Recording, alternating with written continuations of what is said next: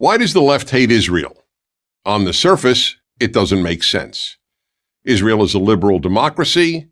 It extends full rights to women, to gays, and to its many Arab citizens.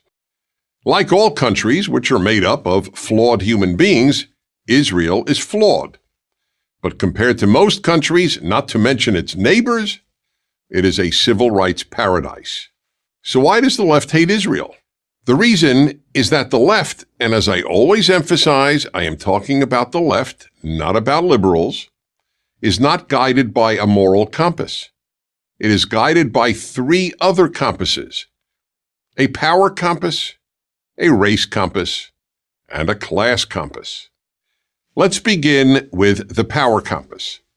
Instead of evaluating people and nations on the basis of right and wrong or good and evil, the left evaluates them on the basis of weak and strong. If you're weak, you're good. If you're strong, you're bad. Israel is strong, therefore it is bad. America is strong, therefore it is bad. The Palestinians are regarded as weak, therefore they're good. When you're guided by a moral compass, you don't ask who's strong and who's weak.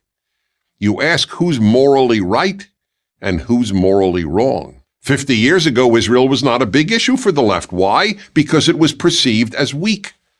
But after the 1967 Six-Day War, in which Israel achieved a stunning military victory, it all changed. Israel became strong, so Israel became bad. And the Palestinians were weak, so they became good. So no matter how much terror Palestinians engaged in, hijacking airplanes, murdering 11 Israeli athletes and coaches at the 1972 Munich Olympics, blowing up Israelis in pizza parlors and at weddings, the left's position never changed. Palestinians good, Israel bad, because the Palestinians were weak and Israel was strong. That's one of the three ways the left judges the world. The stronger Israel gets, as it effectively defends itself, as its economy grows, and as its diplomatic position improves, the more the left hates it. The second of the left's compasses, the race compass, is another reason the left hates Israel. Just as it substitutes weak and strong for good and evil, the left substitutes non-white and white for good and evil. The left doesn't judge people by their actions, but by their race. That's why, for example, the left asserts that a black person cannot be a racist. Only a white person can be a racist. And that provides the second reason Israel is labeled evil. Israelis are considered white, and Palestinians are not white. Never mind that more than half of Israel's population is not white.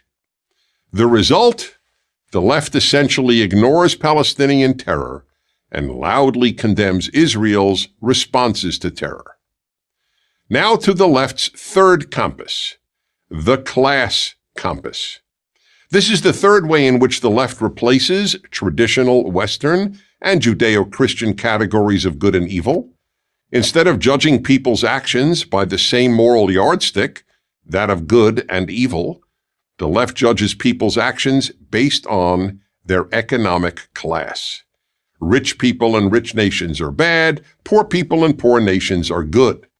This began with Karl Marx, who divided the world by economic class, not moral behavior. To Marx and to Marxism, good and evil is entirely class-based. Good is defined as workers, evil as owners. And that is the third reason for the left's hatred of Israel and of America. They are both wealthy. As fewer and fewer people perceive the world in terms of good and evil, substituting a power, race, or class compass for a moral compass, you will inevitably get more evil and more hatred of the good, beginning with Israel and America and ending with Western civilization. I'm Dennis Prager.